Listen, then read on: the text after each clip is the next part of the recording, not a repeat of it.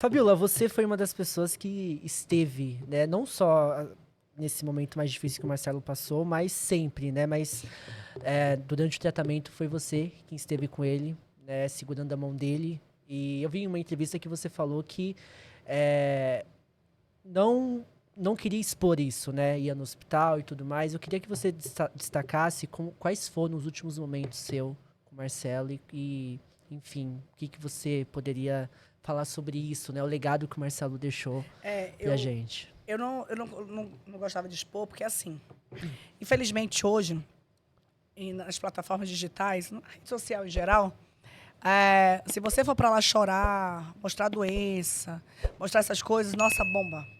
Bomba, as pessoas gostam de ver, né? Bomba muito mais do que mostrar uma alegria, uma dança, uma música, né? Uma brincadeira. Sim. Brincadeira bomba, bomba, meme bomba, bomba, né? Humor bomba, bomba. Uhum. Mas bomba muito mais, infelizmente, as coisas ruins, né? Uma pessoa passando por uma doença, porque câncer é realmente.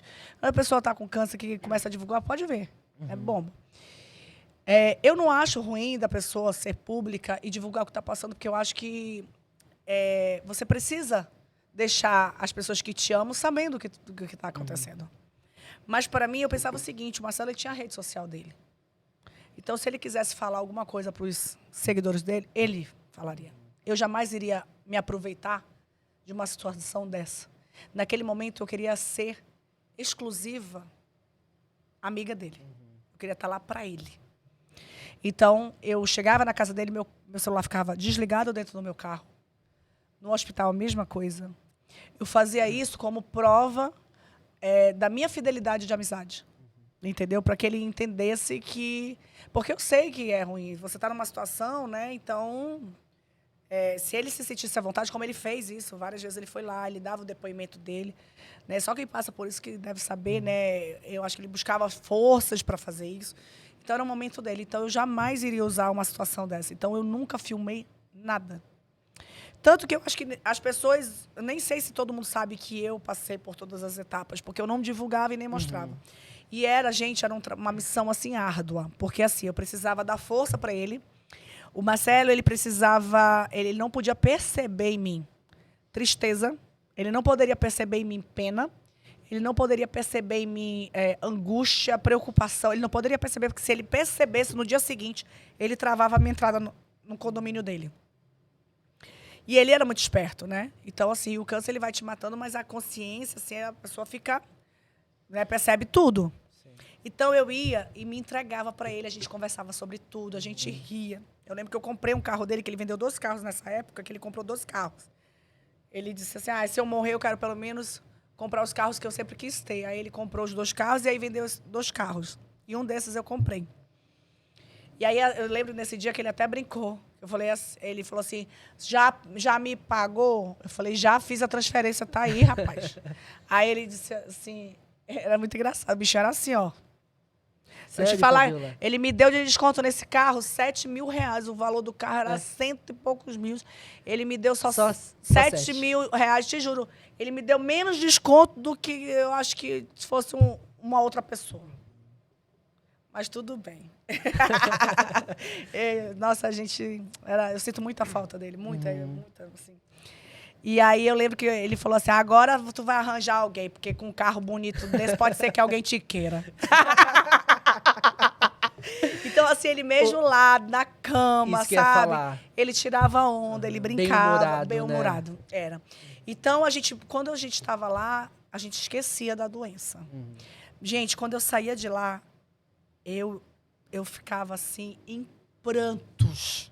Desabava, né, Eu saía de Fabiola? lá e desabava. Desabava. Gente, é muito louco.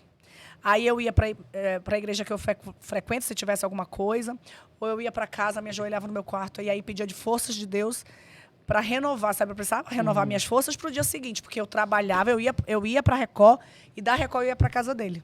Então eu fiz isso praticamente todos os dias. Né? Eu ligava para a Didi, a secretária dele, dizia, Didi, estou chegando. E aí já ficava com tudo preparado e aí ia fazer a visita.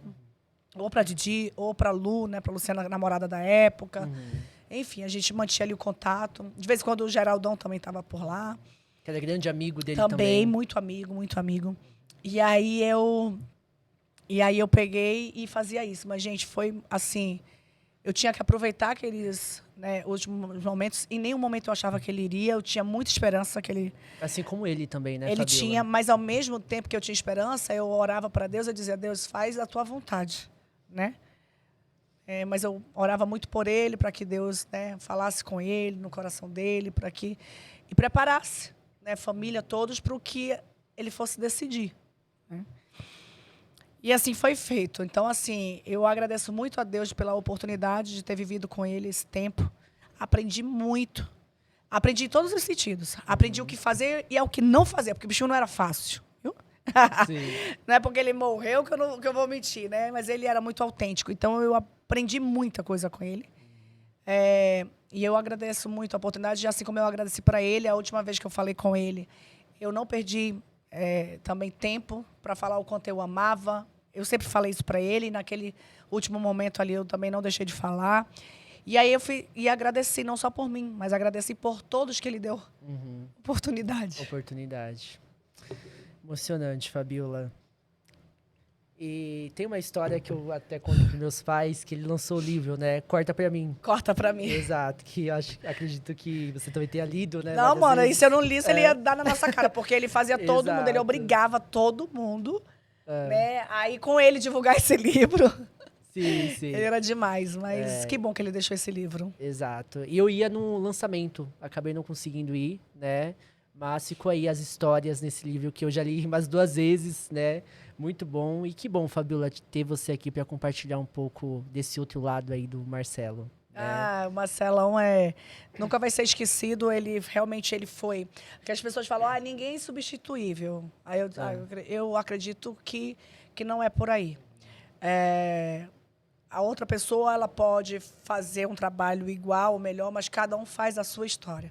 Então, Marcelo Rezende foi único. Único. Né? E ninguém substitui. Exatamente.